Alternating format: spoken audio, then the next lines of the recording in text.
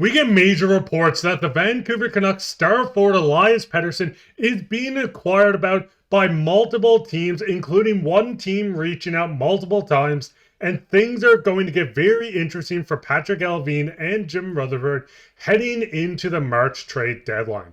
We're going to break all this down and more in this episode, so you're not going to want to miss it. But with that, let's just hop straight into this today, where a beat reporter and an insider for the New York Islanders made an article and post speaking on how there's a lot of smoke regarding Elias Pettersson right now. After the JT Miller trade, I asked a source close to the situation if that meant PD was 100% staying in Vancouver. The answer I got was no. Reminder that Pettersson has a zero trade protection.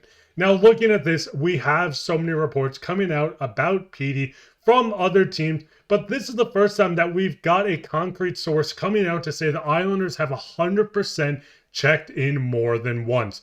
Per source, Pettersson and Horvat are very tight. Now, a lot of people know that the club and fans have been very wary on how Pettersson's been playing. We've seen Jim come out, try to light a fire on him, say he wasn't playing well enough. We've seen JT Miller moved, and since then, PD still has not hit his potential and what we know he's capable of, which does kind of lead to the fact that he does have a trade protection at the end of this season.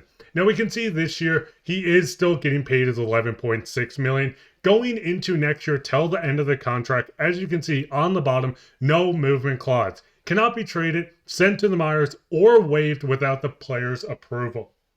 Looking at this, along with the rumors around Pettersson, if the Canucks were going to move him, it would be before deadline this year, before this trade protection of a no movement clause kicks in. With Islanders being 100% in on him and checked in on him more than once, it does seem like teams are actively trying to push to make a trade. They know that once this no movement kicks in, if he doesn't want to go to that team, he can decline it. Now, looking at PT and how he's been playing, we know that he is the franchise center of the Vancouver Canucks, or what we want to be. Looking at him just 2 years ago, 102 points, 39 goals, 63 assists. Last year, 89 points. He did have a bit of a stinker of the playoffs, only putting up 6 points in 13 games. Listen, before fans go in, I am a huge supporter of PD, and I think he is the franchise center. Yes, you need to give him time. Yes, if he doesn't live up to the contract, move him. But as of right now, I still stand that our 26-year-old center, who's playing top-line minutes, finally has the noise pushed away from the JT Miller situation. I do expect him to get back to his 102 Selke caliber form. Now, looking at this, we do know PD is getting paid $11.6 million. This is what holds fans back a lot from wanting to keep him on this team. This is year 1 of 8 years. He will be with this team for 8 more years, and he has the full protection on this if he decides to stay and if Jim and Allvin decide not to move him. Looking at players on the Islanders, Bo Horvat was asked what was his thoughts on if he could play with Pettersson again. He said, oh God, yeah, he's a special player. He's a really good person. He's a special player that I respect a lot. I've had a lot of good success with him too in the past, but yeah, if we get a chance to play with him again, I would love to. We could use him. Now, looking at the fact of the Islanders being in on him, of the reports of the Islanders looking at him more than once, things are starting to intensify. Obviously, in this report, there was multiple teams apparently looking at Pettersson. We've seen teams like the Columbus Blue Jackets, the Carolina Hurricanes before they got Rantanen. We've seen the Buffalo Sabres be in on him. This is the first time that we've seen a team look at him multiple times. Yes, there's reports that he almost got moved to Carolina. Yes, there's reports that Buffalo has offered guys like Dylan Cousins and more for him.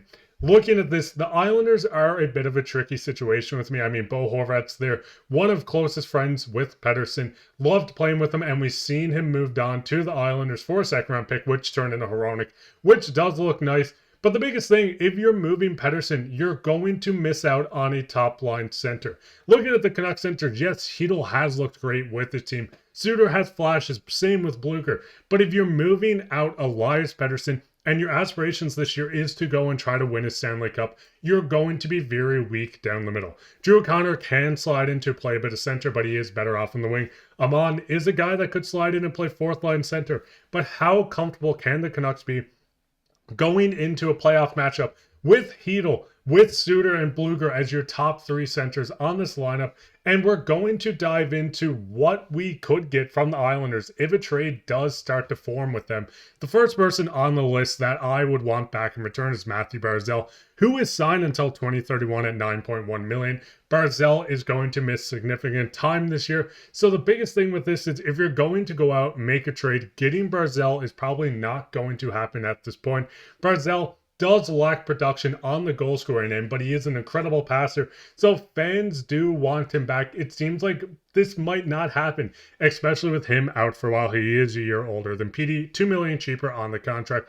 Bo Horvat does seem like a guy that could come back in a trade as well, but I highly doubt the Canucks are going to flip PD for someone that's 3 years older than playing the center position that was once on this team. Obviously didn't work out, was captain of the team, would be a good fit. But looking at the forwards that are NHL ready guys, because the cap hit is going to have to work, there's not a lot of forwards on this roster that the Canucks would go after that I think would be a fair or good swap for Elias Pettersson, especially with his age. His resume of having a 102-point season, there's not many guys, and I'm not sure if anyone on this Islanders list has put up 100 points. But looking at the defense, this is where it gets interesting. Looking at the Canucks defense right now, Forbort is filled in on the top line, but once Hughes are back, I think it's going to run of Hughes, Pettersson. You might run DPD there, but I do think Forbort's going to step in. Hronek, Myers, Soucy, Mancini, Juleson is still an extra. And we have Tom Willander, which we will touch on an episode later on today. But I think with the Canucks back end, it does seem a pretty stacked, in my opinion, of having great caliber guys. Looking at the Islanders defense as well. Once again, Noah Dobson has been linked to the team out as of right now, but he will be back after 4 Nations, it seems like. Noah Dobson is an RFA at the end of the year, making $4 million. But the problem with this is if you want to fill this back end with another defenseman, things are going to get really hectic back here. Hughes, Hronek, Pettersson, Dobson, DPD, and either Myers or Soucy if you move on from Soucy. This is going to be a lot of cap going into a top 4D. Yes, having a great defense does lead to championships. Yes, defense does win championships, but you need a center. You need a top line center to carry this team. Be the goal scoring aspect, passing the puck. Yes, you can make this back end even better adding Noah Dobson or someone else on this list. Alexander Romanov would be a nice pickup as well. But once again, a left-handed shot that you would add to this team. Looking at the draft capital as well, they do have first-round picks. They do have 2 seconds over the next 3 years. But looking at this, what type of trade would you want for Elias Pettersson? I know there's so much going around. I mean, we've seen Noah Dobson linked to this team. Elias Pettersson is going to command quite a bit of money going into the trade deadline. If they do move on from him, I think they need to go after a center. If they move out from PD, as good as Hedl has been, I don't see him as a number 1 center on a contending team, not as of right now anyways. What would you guys want? What's your thoughts on the Islanders being in on them? Would you like to have Bo Horvat back? Maybe you do a swap there and try to get more back. Let me know down in the comments. While down there, leave a like, subscribe, share this with your friends. I'll be back with another episode later on, so keep your eye out for that. But I've been your host, Mark Pye, and take care.